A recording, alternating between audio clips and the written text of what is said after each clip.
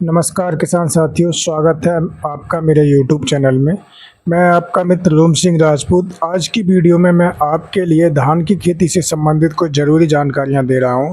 किसान साथियों, अभी धान की फसल में हम देख रहे हैं कि 1 महीना पुरानी जो फसल हो गई है या 1 से 1.5 महीना पुरानी जो फसल हो गई है, उसमें कहीं कहीं तना छेदक देखने को मिल रहा है और कहीं कहीं दीमक की भी समस्या देखने को मिल रही है। तो किसान भाइयों, तना छेदक और दीमक ये 2 कीट इस प्रकार के हैं कि ये धान की फसल में बहुत ज़्यादा नुकसान पहुंचाते हैं। तना छेदक आप देख रहे होंगे कि तना छेदक जब आपका पौधा है वो अचानक से सूखने लगता है। जब आप उसके पौधे को उखाड़ के देखेंगे तो नीचे से उसकी जड़ जो है वो बिल्कुल कटी हुई मिलती है, या जड़ के ऊपर से ऊपर का भाग उसमें काट के और वो वहीं छोड़ देता है और उसके अंदर का जो रस है उसको चूस लेता है तना छेदक, और हमारी जो फसल है उसमें काफ़ी नुकसान कर देता है। तो किसान साथी, जो तना छेदक है उसका बहुत ही भयानक प्रकोप है जो कि खेतों में होता है, और अगर इसका समय पे रोकथाम इसकी नहीं की जाए तो एक बहुत बड़ा नुकसान किसान भाइयों को उठाना पड़ जाता है। इसके साथ साथ आप दीमक की अगर मैं बात करूं तो दीमक से भी बहुत ज़्यादा समस्याएं किसानों के खेतों में आ रही हैं। मैंने मित्रों पहले वीडियो जो बनाई थी उनमें मैंने दीमक की जो प्री कंट्रोल है उसके बारे में बताया था, लेकिन अब जो समस्या है वो ये है कि अगर दीमक लग गई है खेत में तो क्या करना चाहिए। तो तना छेदक और दीमक की रोकथाम करने के लिए हमको 2 ऐसे केमिकल हैं जिनका इस्तेमाल करना चाहिए जिससे कि हम आसानी से तना छेदक और दीमक दोनों के लिए अपनी फसल से रोक सकते हैं।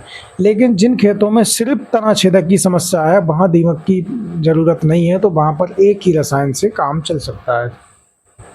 तना छेदक की रोकथाम करने के लिए हमारे लिए प्रोपोनोफास प्लस साइपरमेथ्रिन जो इंसेक्टिसाइड है, अगर हम उसका छिड़काव करते हैं तब भी तना छेदक के लिए हम आसानी से अपने खेतों से मार सकते हैं, क्योंकि प्रोपेनोफास और साइपरमेथ्रिन जो है वो कॉन्टैक्ट इंसेक्टिसाइड है, और ये जब फसल पे पड़ती है तो फसल के अंदर जो भी कीट पतंगे होते हैं या जो भी कैटरपिलर होती हैं वो आसानी से मर जाती हैं। इसके साथ साथ किसान साथियों, अगर हम प्रोपेनोफास या साइपरमेथ्रिन नहीं लगा रहे हैं तो हमारे लिए क्यूनॉल-फास आती है, क्यूनॉल-फास के लिए हम लगा सकते हैं। और क्यूनॉल-फास भी अगर नहीं लगाएं तो फिर सबसे अच्छा जो काम करती है वो इंडोस्कार्ब है। इंडोस्कार्ब आपका सिस्टेमेटिक इंसेक्टिसाइड है, उसका छिड़काव करने से एक लंबे समय तक हमारी फसलों पर उसका असर रहता है और तना छेदक की समस्या को जड़ से ख़त्म कर दिया जाता है। किसान साथियों, अगर दीमक और तना छेदक दोनों की समस्या है तो हमको ये ध्यान रखना है कि कोई भी कीटनाशक लगा रहे हैं उसके साथ में हमको थायोमेथॉक्सन भी लगाना है। थायोमेथॉक्सन अगर हम लगाते हैं तो थायोमेथॉक्सन आपके खेतों की जो दीमक है उसके लिए मारने का काम करती है, और बाकी का एंडोस्कार्ब है वो आपका तना छेदक को मारने का काम करता है। मित्रों, अगर दोनों समस्याएं खेत में हैं और थोड़ा सा खर्चा किसान भाई अगर ठीक से कर पाते हैं तो सिजेंटा कंपनी की वर्टाको आती है। वर्टाको आपका 1350 रुपये के आसपास आती है, जो कि 1 एकड़ के लिए पर्याप्त होती है। अगर हम इसका खेत में छिड़काव करते हैं, छिड़काव तो इसका नहीं करना है, इसको ब्रॉडकास्टिंग में बिखेर के देना है और खेत में अच्छी नमी हो उस समय पे देना है, या फिर खेत में हल्का पानी लगा हुआ हो उस टाइम पे देना है, क्योंकि ये दानेदार होती है और दानेदार होने के साथ साथ इसको आसानी से हम यूरिया वगैरह में मिलाकर दे सकते हैं। यूरिया में मिलाकर अगर हम इसको देते हैं तो इसका हमारे लिए फ़ायदा मिलता है कि जो दीमक है, दीमक के लिए भी ये मारता है और इसके साथ साथ आपका ये तना छेदक को भी मारता है। और वर्टाको लगाने से ये देखने को पाया गया है कि अगर हम वर्टाको लगा देते हैं तो एक बार अगर खेत में लगा दिया हमने इसको तो फसल पकने तक अलग से हमको रसायन देने की आवश्यकता नहीं पड़ती है, क्योंकि इसका लंबे समय तक इसका असर रहता है। और तना छेदक है या आपका जो टॉप बोरर है वो भी इससे कंट्रोल हो जाता है, क्योंकि ये सिस्टेमेटिक इंसेक्टिसाइड होते हैं और सिस्टेमेटिक इंसेक्टिसाइड पूरे पौधे में इसका असर होता है। लेकिन किसान साथियों, इसका एक साइड इफ़ेक्ट है जो कि बहुत बड़ा है, उसके बारे में थोड़ा आपको बताऊंगा। जो बटाको है, इसका साइड इफ़ेक्ट ये है कि एक लंबे समय तक इसका असर पौधों के तनों पर रहता है। चूँकि मैंने आपको बताया था अभी कि अगर हम इसको लगाते हैं तो ये आपके खेतों में पूरी फसल पकने तक इसका असर रहता है। लंबे समय तक जब इसका असर रहता है तो कहीं ना कहीं अगर थोड़ा भी हरा चारा है और पशुओं को खिलाया जाता है तो पशुओं में नुकसान होने की संभावना रहती है। इसके साथ साथ अगर हम इसका छिड़काव या इसको खेत में लगाते हैं तो खेत में जो भी हमारे मित्र कीट हैं वो भी ख़त्म हो जाते हैं। दीमक तो मरती ही मरती है, दीमक के साथ साथ जो मित्र कीट हैं वो भी मर जाते हैं।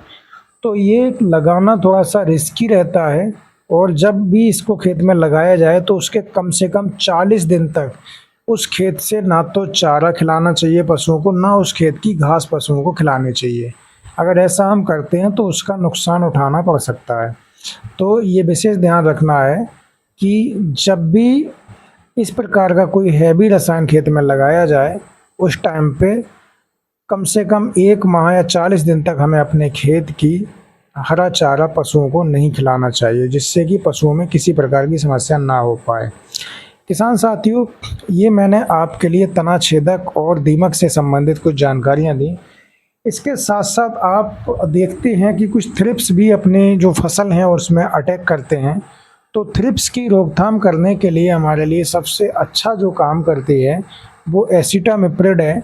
एसिटामिप्रिड का अगर हम छिड़काव कर देते हैं तो जो थ्रिप्स होते हैं, थ्रिप्स का मतलब रस चूसक कीट जो होते हैं, वो अगर खेत में नुकसान करते हैं तो उनकी रोकथाम करने के लिए एसिटामिप्रिड 20% आपका ये वेटेबल पाउडर होता है। इसके लिए 2 ग्राम प्रति लीटर पानी के हिसाब से इसका घोल बनाकर हमको इसका छिड़काव खेत में करना चाहिए। छिड़काव हमेशा शाम के समय पर करना चाहिए, जिससे कि जो भी विलयन है वो पूर्णतः फसल पे लग पाए और फसल हमारी अच्छे से उसको एब्जॉर्ब कर पाए, जिससे कि उसका पूर्णतः असर फसल पे रहे और फसल में होने वाले जो भी हानिकारक कीट हैं उनके लिए आसानी से मारा जा सके। किसान साथियों, शुरुआत में मैंने जो आपको प्रोपोनोफास बताई, प्रोपोनोफास की जो डोज है वो आपकी 2 ml प्रति लीटर पानी के हिसाब से लगानी है। ये विशेष ध्यान रखना है कि पानी के हिसाब से ही हमको विलयन तैयार करना है, क्योंकि कोई भी विलयन अगर हम लगाते हैं तो पानी के अनुसार ही उसको लगाया जाता है। हमको ये दिमाग में नहीं रखना चाहिए कि 1 टंकी बीघा का, फसल बड़ी है तो ज़्यादा पानी लगेगा, फसल छोटी है तो कम पानी लगेगा, लेकिन जो भी विलयन है उसको हमारे लिए पानी के अनुसार बनाना चाहिए। तो प्रोपोनोफास प्लस साइपरमेथ्रिन का जो घोल है उसके लिए हमें 2 ml प्रति लीटर के हिसाब से लगाना है। अगर इसकी जगह पे हम क्यूनॉल फास लगाते हैं तो क्यूनॉल फास के लिए भी हमारे लिए 2 ml प्रति लीटर के हिसाब से लगाना चाहिए। क्यूनॉल फास जो है वो सभी प्रकार की इल्लियों को मारने का काम करती है। इसके साथ साथ तना छेदक के लिए भी ये कंट्रोल करने का काम करती है। जो आपका टॉप बोरर है, टॉप बोरर के लिए मारने के लिए सबसे अच्छी बात यह है कि हमको कोई भी इंसेक्टिसाइड, जो सिस्टमेटिक इंसेक्टिसाइड है उसका ही हमें इस्तेमाल करना चाहिए। कॉन्टैक्ट इंसेक्टिसाइड अगर हम लगाएंगे तो टॉप बोरर को मारने में कठिनाई होगी, क्योंकि टॉप बोरर आपके पौधे के अंदर पाया जाता है, पौधे की जो गोब होती है गोब की जगह पे पाया जाता है। और अगर आप उसको पौधे की जो गोब है उसको निकाल कर देखेंगे तो उसमें आपके लिए एक काफ़ी दुर्गंध महसूस हो रही होगी, जो कि उस कीट की वजह से दुर्गंध होती है और बीज का जो भाग है उसको कीट खा जाता है और इस तरह से वो फसल के नुकसान पहुंचाता है। तो किसान साथियों, ये मैंने आपके लिए धान की खेती से संबंधित कुछ ज़रूरी जानकारियां दी जो कि आपको पसंद आई होंगी। आशा करता हूं कि वीडियो आपको अच्छी लगी होगी।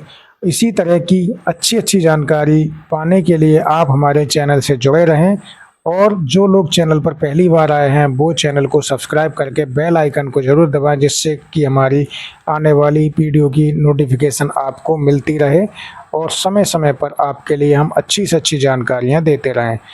किसान साथियों, इसी तरह से आप हमारे साथ जुड़े रहें और हम आपको समय समय पर अच्छी से अच्छी जानकारियाँ देते रहेंगे। आज की वीडियो में हम आपसे विदा लेते हैं। अगली वीडियो में फिर हम आपसे मिलेंगे एक अच्छी जानकारी के साथ। तब तक के लिए नमस्कार, जय हिंद, वंदे मातरम, जय जवान, जय किसान, जय अन्नदाता। धन्यवाद।